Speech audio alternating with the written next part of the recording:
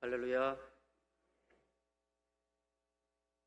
옷까지 다 맞춰 입고 나오셔가지고 14분이서 하나님 사랑해요 하고 고백하신 우리 14여전도의 회원님들, 늘 그 삶에, 그 가정에, 그리고 그 가문에 주님의 은혜와 사랑이 충만하게 차고 넘치기를 주님의 이름으로 축복합니다. 항상 우리는 주님 앞에 이런 노력하는 모습이 주님의 마음을 감동시킨다는 생각을 해봅니다. 우리도 누군가를 감동시키는 경험이 있었죠? 또 감동받기도 하고. 그 생각을 해봤습니다. 과연 어떨 때 내가 감동을 받을까? 물론 상대방의 변화되는 모습 속에서 감동을 받을 때가 있습니다. 하지만 우리의 삶 속에서 그보다 노력하는 모습 속에서 감동을 받은 것이 훨씬 더 많지 않나 생각을 해봅니다. 우리가 주님 앞에 나아가는 모습이 정말 뭔가가 잘나서가 아니라 주님 앞에 사랑합니다 고백하며 최선을 다해 나아가는 그 모습이 늘 주님의 마음을 감동시키지 않나. 그리고 우리가 그런 노력의 마음으로 늘 주님을 감동시키는 저희 모든 성도님들의 삶이 되기를 주님의 이름으로 축복합니다. 사람들은 이런 자신의 모습을 찾아 나가기 위해서 많이 애쓰며 살아갑니다. 그리고 지금도 그런 자신의 정체성을 찾아가기 위해서 많이 노력을 하고 있죠. 나는 누구인가? 라는 질문에서 시작하는 그 고민이 바로 철학으로 발전이 됩니다. 사람은 어떤 존재인가? 사람의 기원은 무엇인가? 어디서 왔는가? 삶과 죽음의 의미는 과연 무엇일까? 이 질문에 대한 답을 찾아가다 보면 신이라는 존재를 대면하게 됩니다. 그렇다면 신은 어떤 존재일까? 인류의 기원이 과연 신으로부터 시작되었을까? 과연 하나님은 어떤 분이시고 왜 사람을 만드셨을까?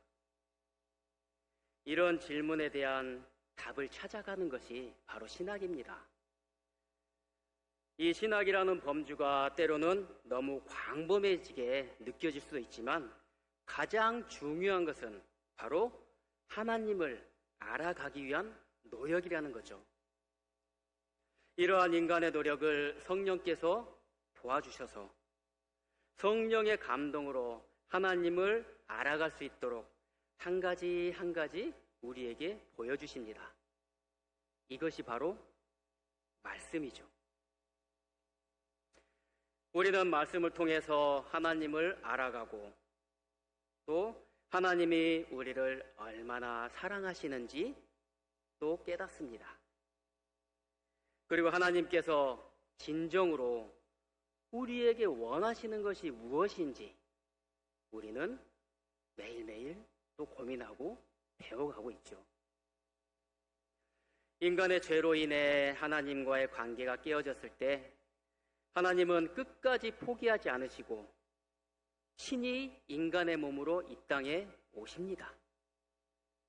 바로 우리의 구원자 되시는 예수 그리스도시죠.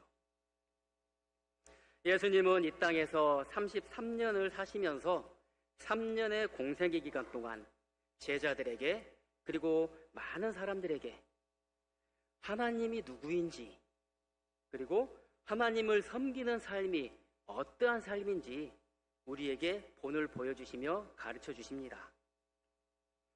그리고 예수님이 십자가에 못 박혀 죽으시고 3일 만에 부활하시어 승천하시며 우리에게 성령을 받으라 하고 말씀하시죠. 제자들은 이러한 예수님의 모든 발자취를 보고 듣고 예수님의 못자국과 옆구리에 난 창자국을 만져보면서 예수님을 직접 경험하였습니다. 그러나 이제 시간이 흘러서 그러한 예수님을 직접 경험했던 믿음의 1세대들, 그 제자들은 하나둘 다 죽고 이제 제자 중에 사도 요한만이 남아 있습니다. 이 요한서시는 예수님이 죽으신 지 60여 년의 시간이 흐른 후에 노년의 사도 요한이 기록한 서신입니다. 사복음서 마태, 마가, 누가, 요한복음 중 요한복음을 요한이 기록을 했잖아요. 사복음서 중 가장 늦게 쓰여진 요한복음이 70년에서 95년 사이에 쓰여진 걸로 추정을 하고 있습니다. 그리고 사도 요한이 복음을 전하다가 반모섬에 유배를 당합니다. 그곳은 돌로만 되어 있는 섬입니다. 그래서 궁을 짓거나 도로에 까는 돌을, 길에 까는 돌을 채취하는 채석장입니다. 그곳에 유배되어 있을 때 하나님이 장차 일어날 일을 요한에게 환상으로 보여주시죠. 그것을 기록한 것이 요한계시록입니다. 이 요한계시록은 95년에서 96년 사이에 기록된 것으로 보입니다. 그렇다면 지금 우리가 살펴보고 있는 이 요한서신은 요한복음을 기록하고 요한계시록을 기록한 그 중간에, 그 사이에 기록한 것으로 사도 요한이 에베소 교회에서 사역하고 있을 때 기록한 서신입니다. 이 시기는 인간이 이성에 대해서 눈을 뜨고 각성하고 고민하던 그러한 시기였습니다. 사람의 이성이 무엇인가 하면서 우리들 많이 들어보셨죠? 사느냐 죽느냐 그것이 문제로다. 사람이 무엇이냐? 많이들 고민하면서 사람이 이성에 대해서 생각하게 됩니다. 이것이 하나님을 생각하는 신학에도 영향을 주게 되죠.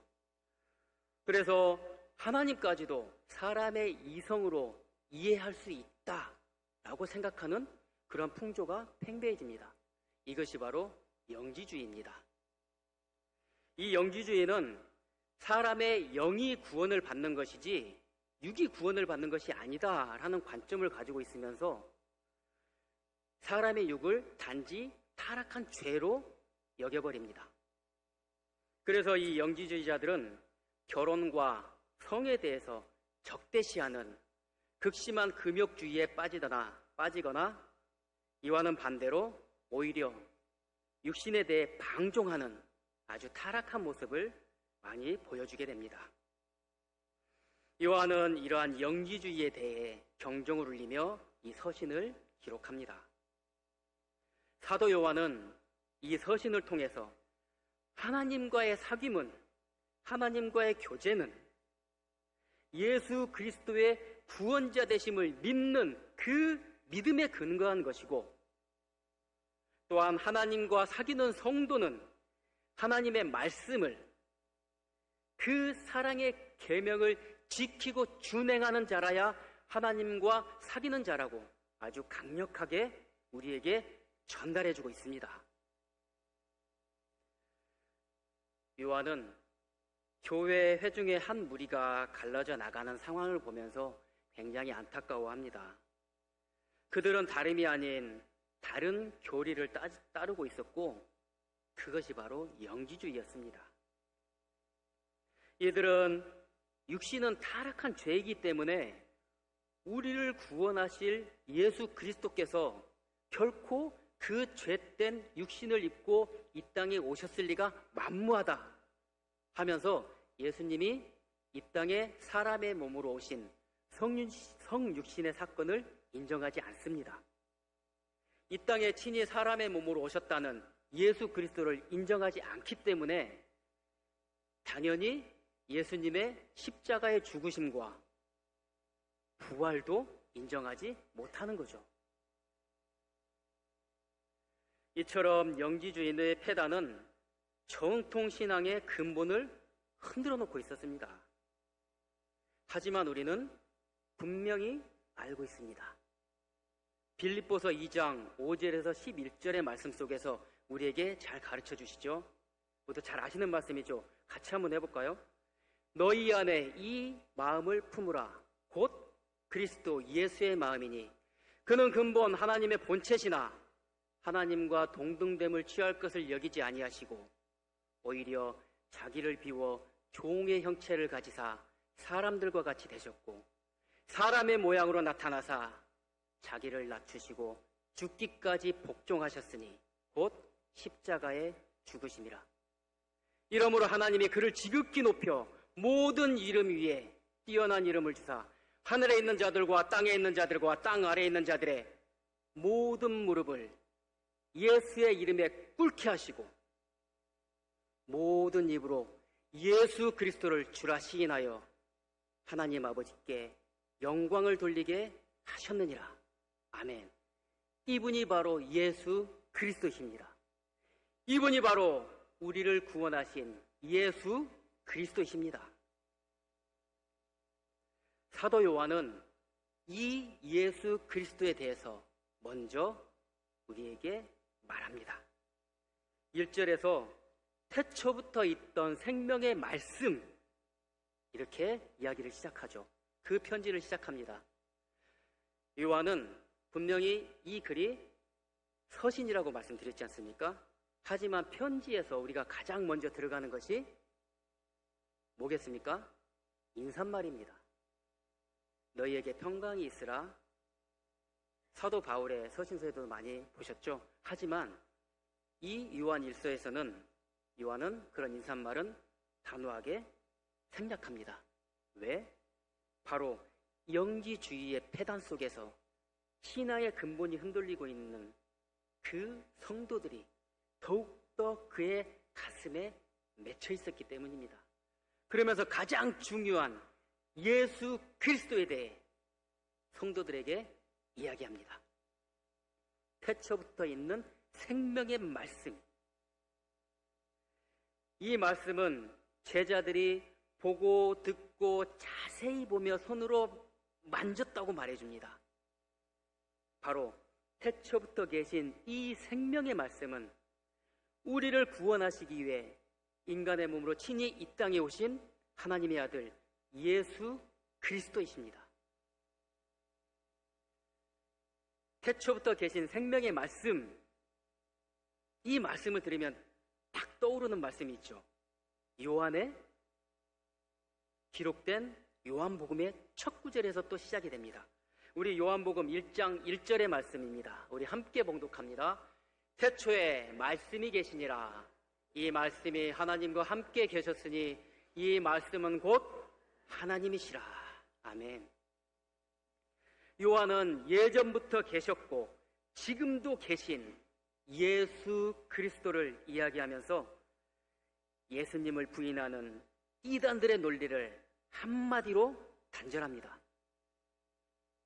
또한 2절에서 요한은 예수님을 곁에서 보고 듣고 손으로 만지며 경험하였던 그 자신의 경험들을 증거하고 피력하면서 예수님의 죽으심과 부활하심을 부인하는 이 이단들에게 예수님의 십자가의 죽으심과 부활의 영광을 증언하고 있습니다. 그리고 이어서 3절에서 영원한 생명으로 우리에게 나타나신 예수 그리스도를 이 서신을 통해 그들에게 성도들에게 전하는 이유는 이 복음을 듣는 자들로 하여금 하나님과의 사귐이 있게 하기 위함임을 이 서신의 독자들에게 전하고 있습니다. 이 3절의 말씀을 공동 번역에서 찾아보면 제가 읽어드리겠습니다. 우리가 보고 들은 그것을 여러분에게 선포하는 목적은 우리가 아버지와 그리고 그분의 아들 예수 그리스도와 사귀는 친교를 여러분과 함께 나눌 수 있게 하려는 것입니다. 아멘. 복음을 전하는 것은, 예수 그리스도를 전하는 것은, 예수 그리스도가 우리의 구세주임을 믿는 것은 그것이 바로 하나님과 사귐이 되는 것입니다. 하나님과 가까이 하게 되는 거죠. 우리의 신앙생활에 가장 근본적인 목적을 한마디로 정리해 본다면 그것은 다름 아닌 내가 얼마나 하나님과 가까워지느냐, 내가 얼마나 하나님과 친해지느냐, 이것이 우리의 신앙생활의 목적일 것입니다. 그러기에 훗날 이 땅에서의 삶을 다 마감하고 주님께서 주신 사명 다 감당하고 주님 앞에 섰을 때 주여, 제가 일평생 주님만을 사랑하며 살았습니다. 최선을 다해서 주님의 계명을 지키고 전하며 선포하며 복음의 그 말씀대로 살려고 노력하고 이렇게 주님 앞에 왔습니다 하면서 주님 앞에 우리의 믿음을 자랑하는 모든 성도님들 되시기를 주님의 이름으로 축복합니다. 사귐, 이 교제는 원어로 코이노니아라고 이야기합니다. 우리 또 성도들 간에 작은 모임이 있습니다. 코이노니아라는 모임으로 서로가 교제하고 사귀며 서로의 마음과 생활을 공유하고 도와주고 기도하는 모임이 되죠. 이러한 사귐은 단지 인간과 인간의 교제에서 그 교제에 머무는 것이 아니라 바로 성도와 하나님의 그 친밀한 관계를 뜻하는 것입니다.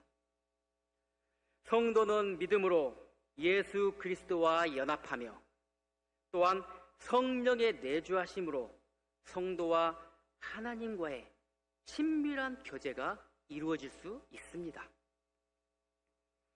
이처럼 예수 그리스도에 대한 믿음을 기본으로 하는 하나님과의 교제가 성도들 간에 예수 그리스도의 그 사랑으로 서로가 하나 되게 해주는 그러한 역할을 해주는 거죠. 가장 중요한 것은 바로 예수 그리스도의 구원자 되심을 믿는 그 믿음이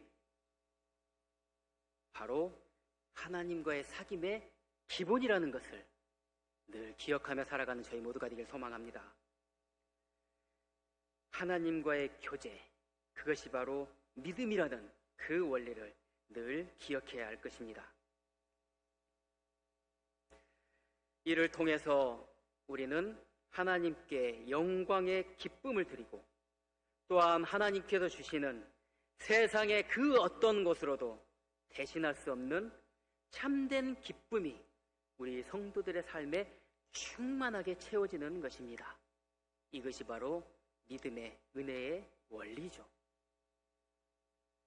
요한은 우리에게 말하고 싶어 합니다.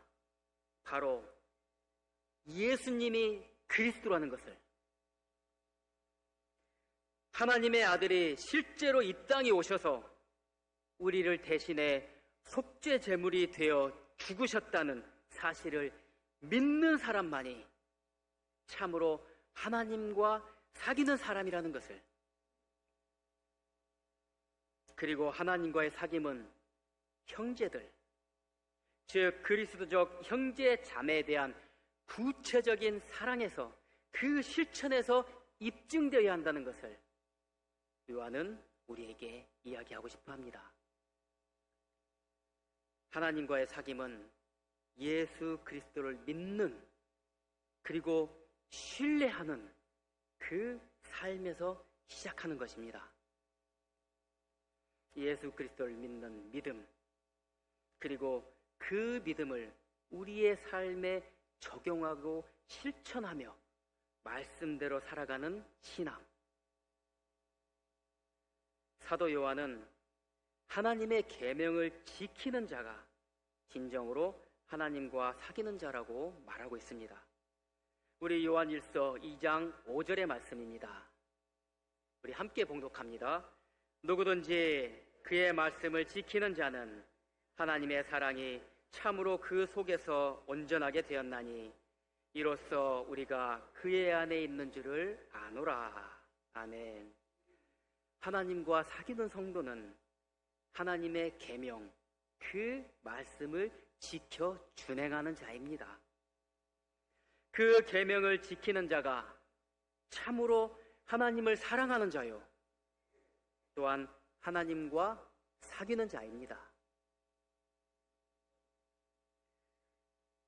그렇다면 하나님과 사귀는 그 성도의 모습은 어떤 모습으로 나타나겠습니까?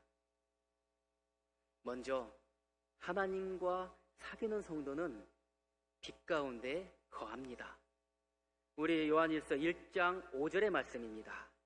함께 봉독합니다. 우리가 그에게서 듣고 너희에게 전하는 소식은 이것이니 곧 하나님은 빛이시라.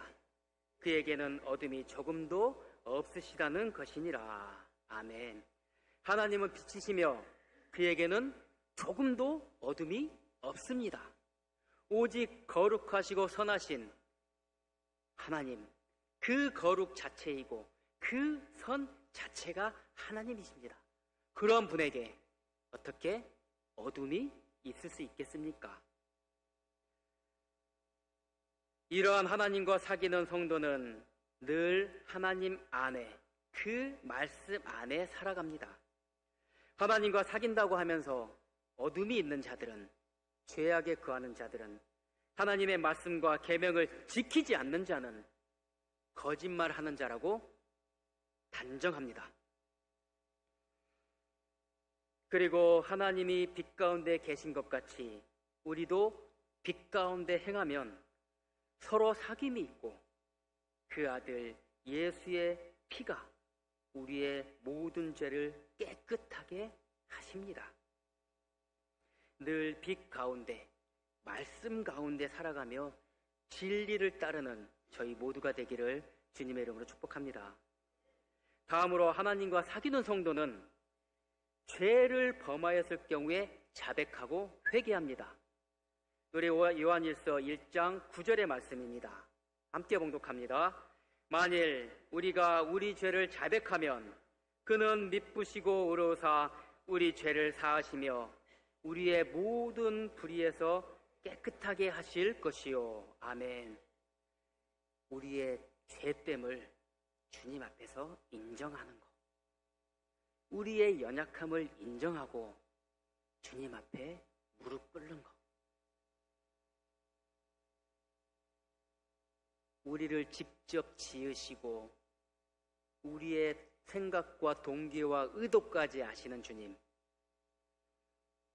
나조차도 내 자신을 잘 모르지만 하나님께서는 나의 머리카락까지도 다 헤아리시고 아시는 주님 앞에 우리가 눈 가리고 하나님 아니에요, 아닙니다 했을 때 과연 하나님이 그것을 모르실까요? 우리가 자녀들을 키우는 부모님들은 그렇습니다. 제 방의 책상과 우리 큰 아이의 책상이 벽 하나에 두고 옆에 있습니다. 제가 책상에서 준비를 하거나 말씀 보거나 이랬을 때 뭔가 느낌이 옵니다. 그때 아이를 부릅니다. 지우야. 네. 그리고 제 방으로 딱딱 쪼르륵 달려옵니다. 딴짓하지 말고 집중해. 애가 물어봅니다. 아빠 어떻게 알았어? 그때 저는 정답을 이야기합니다. 아빠니까. 그 마음 아시죠? 자녀들이 어떤 생각을 하고 있거나 어떤 행동을 할 때 엄마, 아빠, 부모는 그게 느껴집니다. 하물며 우리를 위해 십자가에 못 박혀 죽으시면서 우리를 구원하신 주님의 그 마음이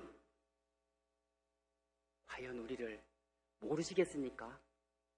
그런 주님 앞에 우리가 아니라고 변명했을 때 그 변명이 과연 정당할 수 있겠습니까? 오히려 주님 앞에 우리의 연약함을 고백하고 겸손히 무릎 꿇고 용서와 긍휼을 구하는 것이 오히려 우리의 올바른 자세와 모습이 아니겠습니까? 매 순간순간 우리의 죄되고 연약한 모습을 주님 앞에 겸손히 그리고 솔직하게 내어놓고 회개하며 용서를 구하는 저희 모두가 되길 소망합니다. 마지막으로 하나님과 사귀는 성도는 하나님의 계명을 지킵니다. 요한일서 2장 10절부터 11절 말씀입니다. 우리 함께 봉독합니다.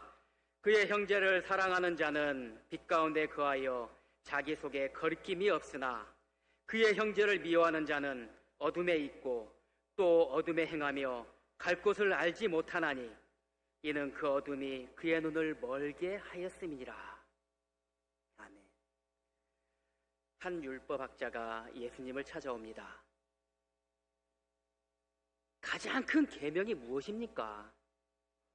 그 질문에 예수님은 말씀하십니다. 내 마음을 다하고 목숨을 다하고 뜻을 다하여 주 너의 하나님을 사랑하라. 이것이 크고 첫째 되는 계명이요 둘째도 이와 같으니 내 이웃을 내 자신과 같이 사랑하라. 이 계명이, 이 두 계명이 온 율법과 선지자의 강령이니라. 예수님은 말씀해 주십니다. 하나님과 사귀는 성도는 하나님의 계명, 특히 사랑의 계명을 지키고 준행하는 자들입니다. 형제를 사랑한다 하면서 빛 가운데 거하지 아니하고 마음에 어둠이 있는 자들, 이것을 우리가 다시 한번 해석해 보면 겉으로 웃으면서 마음으로는 미워하는 자들, 이렇게 해석할 수도 있습니다. 우리의 모습과 마음이 일치되는, 우리의 겉과 속이 하나 되는 그러한 모습으로 사랑하고 섬기고 베풀며 나아갈 때, 이것이 바로 하나님의 계명, 마음을 다하고 목숨을 다하고 뜻을 다하여 주 너의 하나님을 사랑하라는 계명과 내 이웃을 내 자신같이 사랑하라는 계명을 지키며 준행하는 것이 아니겠습니까? 늘 우리의 마음을 다해서 이 사랑의 계명을 지켜나가기를 다시 한번 소망합니다. 사랑하는 14여전대 회원 여러분, 그리고 성도 여러분, 하나님과의 친밀한 교제를 위해서는 세상을 사랑치 말아야 합니다. 세상의 정욕과 욕심이 우리 안에 있다면 결코 조금 전에 말씀드린 것처럼 진실된 마음으로 그 사랑이 표현되고 실천될 수가 없습니다. 오직 하나님 앞에 회개와 적극적인 사랑을 실천하는 것이 우선입니다. 그러기 위해서는 세상의 정욕과 욕심에 빠지는 일을 경계하고 늘 주님 앞에 회개하며 긍휼과 능력을 구하여 나가야 합니다. 예수 그리스도의 구원자 되심을 믿는 흔들림 없는 믿음과 하나님의 말씀, 그 계명을 실천하며 살아가는 그 삶을 통해서 하나님을 기쁘게 해드리고 또한 하나님께서 주시는 참된 기쁨이 우리의 삶에 가득가득 충만하게 채워져서 우리의 삶을 통해 예수 그리스도의 그 십자가를 자랑하고 복음을 전하며 나아가는 우리 귀한 14여전대 회원님들과 모든 성도님들 되시기를 주님의 이름으로 축복합니다.